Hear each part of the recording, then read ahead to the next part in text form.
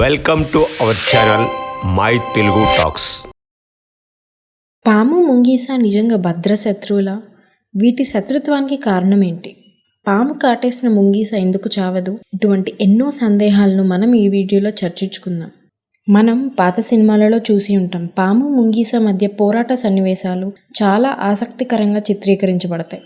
అలాగే నాగిని వంటి సీరియల్స్లో కూడా చూసి ఉంటాం, పాములను కంట్రోల్ చేయడానికి ముంగీసాలను ప్రయోగించే సన్నివేశాలను.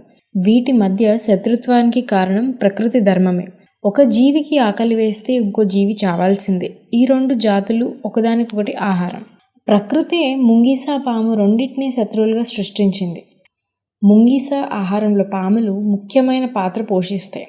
ఈ రెండు ఎదురుపడితే అక్కడ పెద్ద యుద్ధమే జరుగుతుంది. ఇద్దరిలో ఎవరో ఒక్కరే మిగిలాలన్న కసితో కట్టుకుంటాయి. చివరకు ఒక్కటే మిగులుతుంది.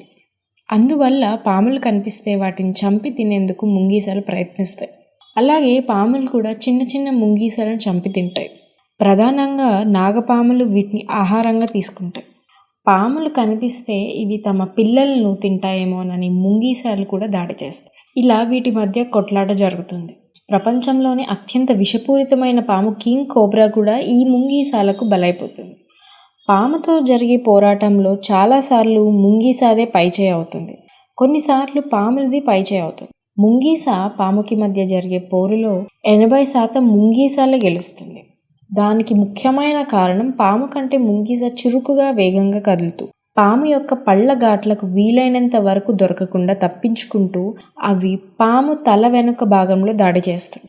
పాము కాటు వేసినప్పటికీ దాని ప్రభావం ముంగీసాలలో తక్కువగా ఉంటుంది. కానీ చాలా సందర్భాలలో పాము దాడి కారణంగా ముంగీస కూడా చనిపోతుంది. వీటి మధ్య కొట్లాట జరుగుతున్నప్పుడు పాము పళ్ళు ముంగీసాల శరీర భాగంలో గుచ్చుకొని రక్తస్రావం వలన చనిపోతాయి. లేదా ముంగీస పామును చంపి తిన్నప్పుడు పాము పళ్ళు వాటి కడుపులో లేదా శరీరంలోని ఏదైనా భాగంలో గుచ్చుకుంటాయి. ఈ కారణంగా అంతర్గత రక్తస్రావం ప్రారంభమవుతుంది. అది ముంగీస మరణానికి దారితీస్తుంది. పాము కాటు వేసినప్పటికీ దాని విష ప్రభావం ముంగీసాలో కనిపించదు. జన్యుపరంగా ముంగీసాలో రోగ నిరోధక వ్యవస్థ ఎంతో బలమైనది. సాధారణంగా పాము విషం నరాలతో పాటు కండరాలలో చేరి తీవ్రమైన ప్రభావం చూపిస్తుంది. అయితే ముంగీసాలు ఒక్క మోతాదు వరకు ఇమ్యూన్ చేసుకునే శక్తి స్వతహాగా ఉంటుంది. ముంగీసాలోని ఉండే ఎసిటైల్ కోలిన్ గ్రహకాల కారణంగా విషం అంతగా పనిచేయదు. విషం శరీరంలో ప్రవేశించిన గైక్లోప్రోటీన్ ఉత్పత్తి చేసుకోవటంతో ముంగీస ప్రాణాలతో బయటపడుతుంది.